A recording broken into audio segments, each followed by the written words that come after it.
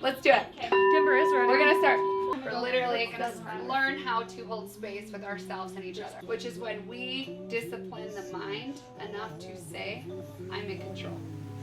3.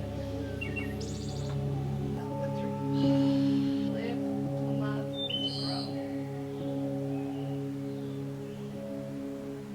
Be in this moment right here. Stay open. Stay present.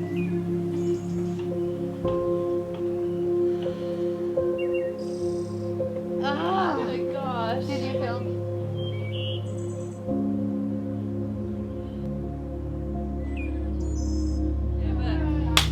That's how I felt. Like, And like I feel you're like just like you said, like your dad's like very like they're like, and it's like I'm proud of you, I'm proud of you, I'm proud of you. Thank you.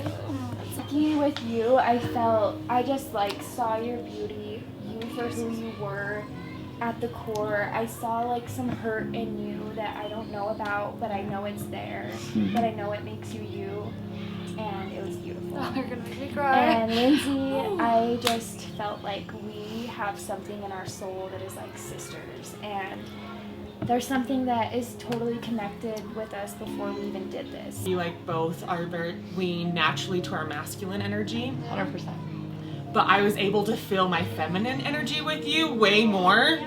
Like Weird. so weird, yeah. But we're Yeah. both super masculine. But I felt like maybe it's because I felt like comfortable to like show you that side of me. You know what I mean? So thank you for like letting me, because I don't get to feel that side of me very often. Yeah. I'm working on it, but so thank you for that.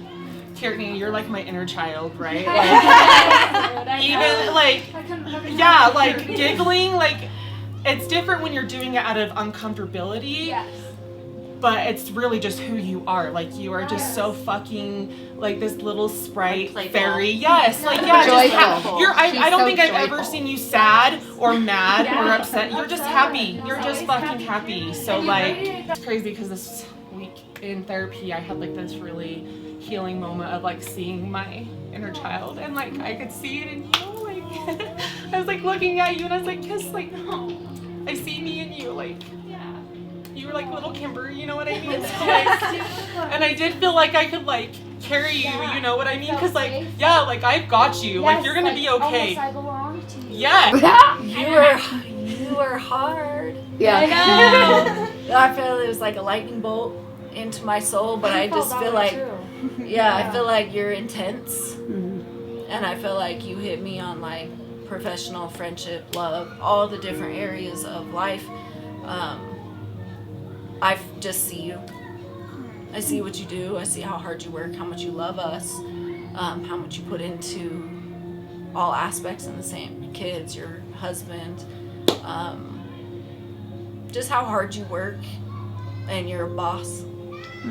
Because it was weird. I told you before, like you have this like goddess energy about you. I think you have a divine energy about you, and you haven't tapped into it yet. And now I feel as if you're like almost like just barely touching it and like getting visions, and like you're like, oh holy shit. But just lean into it, because I even saw her as an older woman. But to me, that was a message that you're gonna live a very long life. And I told you when we were done, you're gonna live a very long life. So I think this is almost like a new rebirth for you, where you are going to really enjoy everything that's gonna come in the future. But you just need to lean forward to it. It's gonna be okay. Just go for it.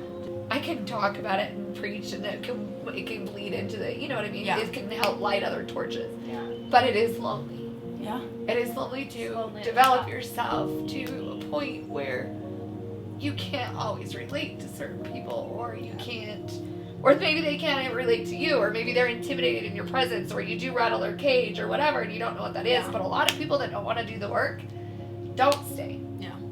You know what I mean? It's only the people that dare to be rattled, that dare to climb that high, that will stay. Yeah. And so it's a blessing and a curse to be this awakened, to be this where, you know, you've been homeless, to being in the top 1%. People are intimidated as fuck by me, and I don't get it, because once you know me, but a lot of the times, and then when you show your humanness, they expect you to be perfect. Sure, you're high, but you're not ever